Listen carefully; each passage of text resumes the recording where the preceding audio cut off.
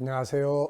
김성길 목사와 함께하는 천국의 이정표 28번째 시간이 되겠습니다.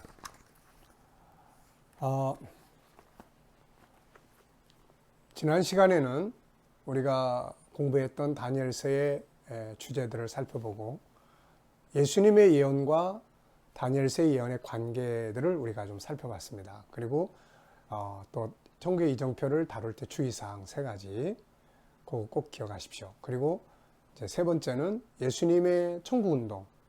그러니까 이정표를 다루기 전에 먼저 천국운동을 먼저 다뤄야 돼요. 그래야만 이제 이정표가 제대로 이해가 됩니다. 목적지를 명확하게 먼저 알고 난 다음에 이제 과정을 공부를 하는 거죠. 그래서 이제 예수님의 예언도 그와 같은 과정을 가지고 있고요.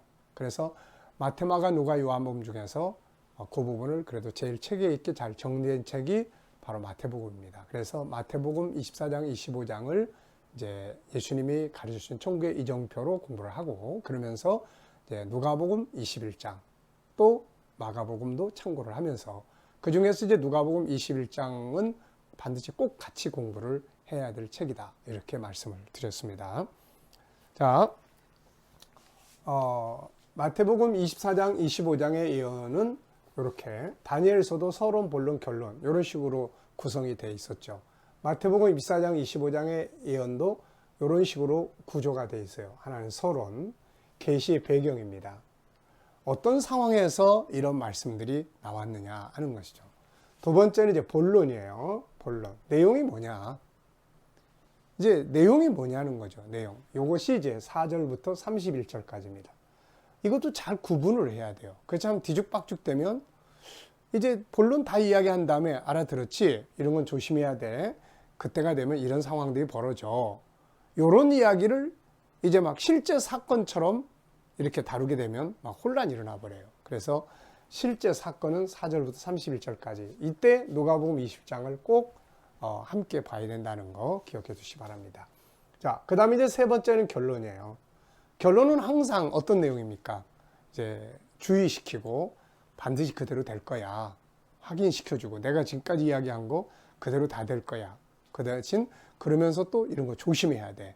그때 내가 오면 이렇게 약속을, 이제 상을 받게 될 거야. 이런 내용들이 이제 결론으로 나타나 있어요. 그래서 이게 32절부터 24장 32절부터 25장 46절까지 이렇게 돼 있습니다. 이 내용은 확인, 주의, 준비사항, 이런 것들이에요. 그래서 이 시간에는 먼저 이 첫 번째 이야기를 좀 이렇게 나누려고 합니다. 그래서 이 2개는 지우고요. 어떤 상황에서 이 말씀이 나왔느냐. 자, 그러면은 이제 24장 1절부터 3절까지의 성경을 우리가 한번 보겠습니다. 이 책을 가지신 분들은 122페이지를 보시면 됩니다. 천국의 이정표 보시면서 책이 있으신 분들은 122페이지를 보시면 됩니다. 자, 내용을 보면은 마태복음 24장 1절을 보면 예수께서 성전에서 나와서 가실 때에 제자들이 성전 건물들을 가리켜 보이려고 나오니 어떤 사람들의, 누가복음 21장 5절에서는 어떤 사람들이 성전을 가리켜 그 아름다운 돌과 헌물로 꾸민 것을 말하며 예수께서 이르시되, 자, 그러니까 1절에서는 제자들이 예루살렘 성전 건물들을 보면서 예수님에게 자랑을 하는 내용들이에요.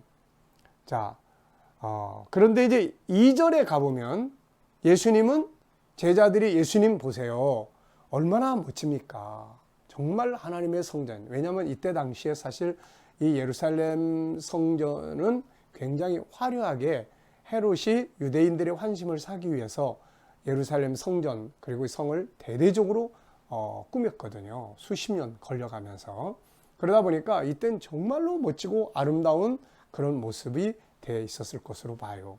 그러니까 제자들이 가면서 아름다운 돌, 누가복음 21장 5절에 보면은 성전을 가리켜 그 아름다운 돌, 헌물로 꾸민 것을 예수님이 이야기합니다. 보세요. 얼마나 멋집니까? 그랬더니 예수님께서 대답하여 이르시되 너희가 이 모든 것을 보지 못하느냐? 내가 진실로 너희에게 이르노니 돌 하나도 도리에 남지 않고 다 무너뜨려지리라. 이런 말씀을 하신 거예요. 이게 참 얼마나 당혹스럽겠습니까? 제자들 입장에서는.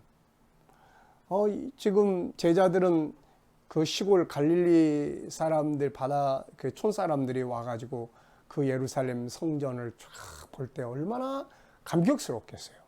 그런데 그 성전을 보면서 자랑했더니 예수님 하신 말씀이 돌 하나도 돌 위에 남지 않고 다 무너뜨려질 것이다. 네, 참 의미하는 게 많습니다. 사람들은 항상 눈에 보이는 걸 자랑해요.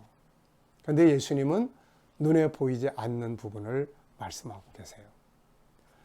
제자들이 말하는 건 허상입니다. 예수님이 말씀하신 것이 실상이죠. 제자들은 지금 이 성에 무너지는 걸 몰라요. 눈앞에 보이는 이것만. 세상 사람들은 이것을 자랑하고 살아요. 세상 것들. 지나가면 다 무너지고 사라질 것들. 예수님은 진리를 말씀하시는 거예요. 결국은 이렇게 될 거다. 그건 영원할 거다. 네. 자, 그랬더니 이제 제자들이 이 말씀을 듣고 얼마나 충격을 받았겠어요. 자기들이 그렇게 자랑했던 이 성이 딱 무너진다는 말을 들었을 때. 그래서 이 사람들이 이제 그 예루살렘 성전에 나와서 그 맞은편에 있는 감람산으로 예수님이 이제 올라가십니다. 다 따라갔죠. 그랬더니 마태복음 24장 5절에서 보면은 24장 3절에 보면은 예수께서 감람산 위에 앉으셨을 때 제자들이 조용히 와서 이르되 우리에게 이르소서 어느 때에 이런 일이 있겠사오며 또 주의 임하심과 세상 끝에는 무슨 징조가 있사오리까? 여기에 세 가지의 질문이 나와요. 세 가지 질문. 아주 중요한 이야기예요.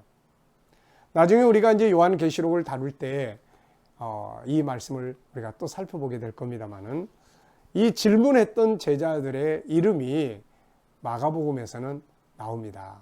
그 중에 누가 끼어 있냐면은 요한이 끼어 있어요.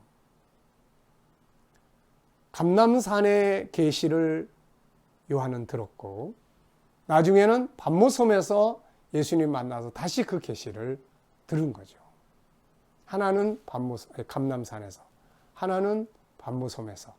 이게 마태복음 24장, 25장의 계시고 그 다음에 요한계시록의 계시예요. 자, 세 가지 질문입니다. 첫째, 언제 이런 일이 있겠습니까? 이 일이 뭐죠? 앞에 질문을 한번 생각해 보세요. 앞에 지금 뭐 가지고 이야기를 했습니까? 예루살렘 성전. 사실 참 이 내용을 쭉 우리가 마태복음 21장에서부터 쭉 읽어보면 20장부터 보면 이제 좀 제자들과 예수님 사이에는 굉장히 괴리가 있었어요. 20장에 보면은 예수님 지금 예루살렘 성전에 왜 올라가십니까? 십자가에 죽으러 올라가시는데 제자들이 이제 다윗 왕국이 건설되고 예루살렘은 수도가 되고 이런 꿈 가지고 간 거죠.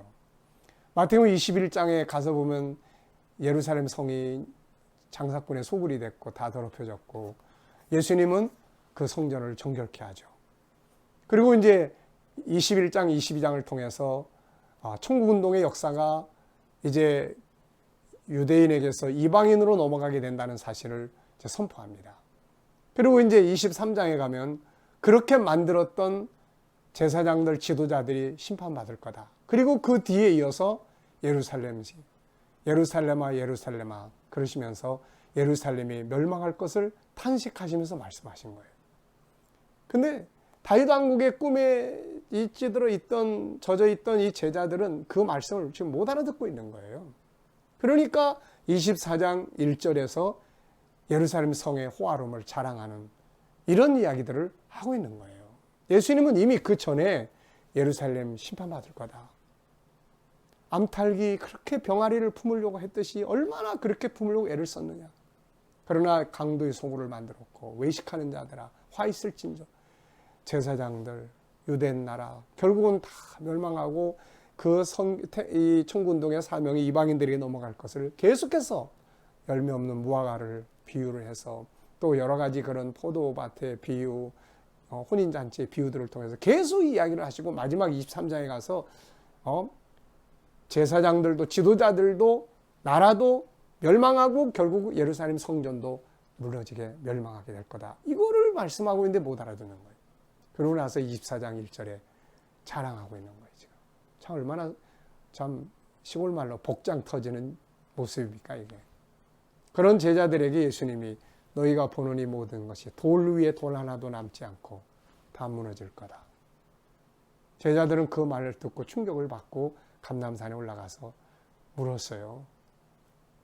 그래가지고 주님 언제 이런 일이 있을 것입니까? 그러니까 이 부분은 예루살렘 멸망을 이야기하는 거죠. 자, 다니엘서로 넘어가 보세요. 다니엘서 2장, 7장, 8장, 9장, 10장에서 12장까지 예루살렘 성전을 중심으로 한 천국의 이정표가 다니엘서 몇 장이 있었나요? 9장에 있었죠. 그러면 그 다니엘서 9장에서 25절, 26절, 27절 그리고 완성 24절인데 25절에서는 성전이 돌아가서 건축할 거다. 26절에는 성전이 무너질 거다. 27절은 다시 세워질 거다. 그러면은 지금 예수님의 예언은 몇 절에서부터 시작하는 거예요? 다니엘의 예언이 다니엘서 9장의 예언이 자 24절이었죠. 그 다음에 이에 완성되기까지 25, 26, 27, 25, 26, 27. 25절은 건축이야. 성전이. 26절은 무너져. 27절은 다시 세워져.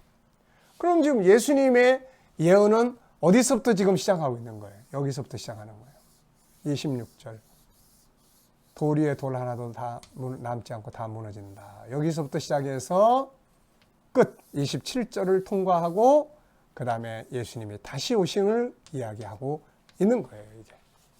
그러니까 이거 이야기하고 계시는. 그러니까 다니엘의 예언은 9장을 중심으로 하면 25, 26, 27 그리고 24 완성인데 예수님의 예언은 26, 27 완성 이렇게 되는 거예요. 이제. 네. 자, 두 번째 이야기입니다. 두 번째.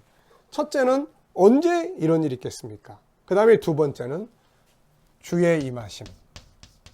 네. 언제 주님 다시 오십니까? 세 번째는 세상 끝. 네. 세상 끝에는 무슨 징조가 있겠습니까? 자, 이게 이제 계시의 배경이에요. 언제 이런 일, 예루살렘 성전이 언제 무너지느냐? 그러면 예수님의 재림과 세상 끝에 나타나는 징조. 자, 다니엘서 12장에서 마지막으로 확인한 게 있었죠. 천사들이. 언제 끝이 오는 거냐? 그랬더니 언제 끝이 온다고 그랬죠? 네. 한때, 두때, 반때의 일이 오면 그러면 끝이 온다. 자, 그러니까 27절이 오면 끝난다는 겁니다. 이거 27절이 오면 27절 적그리스도 등장해서 한때, 두때, 반때 이게 한 일의 동안에 언약 세우고 앞에는 평화, 네, 앞에는 평화, 뒤에는 이게 바로 한때, 두때, 반때 1260일, 42달. 네. 그러니까는 이게 이제 이야기하는 거예요. 그래서 시작은 예루살렘 성전의 무너짐, 끝은 예루살렘 성전 건축되고 적그리스도 등장하는 거예요. 그러면 예수님의 예언 속에 이 두 개, 예루살렘 멸망이 언제였고 예루살렘이 다시 건축되고 적그리스도가 등장하는 게 어디에 계시되고 있나, 어디에 말씀하고 있는지 이것만 보면 예수님의 예언은 다 이해가 되는 내용입니다. 잘 이해되셨죠? 자, 그래서 서론, 계시의 배경은 24장 1절로 3절인데 예수님과 제자들이 대화 나누는 과정에서 성전에 대한 내용을 다루다가 예수님께서 제자들이 자랑할 때, 야, 다 무너질 거야. 언제 그런 일이 벌어지는데요? 언제 무너집니까? 이야기 나온 김에 그러면 세상 끝에는 무슨 징조가 있는 거죠? 그래서 무너짐과 적그리스도 등장. 이 부분을 예수님께서 이제 설명을 하고 하시게 되는 거예요. 자, 이해되셨죠? 자, 이 시간 말씀은 여기서 마치도록 하겠습니다. 감사합니다.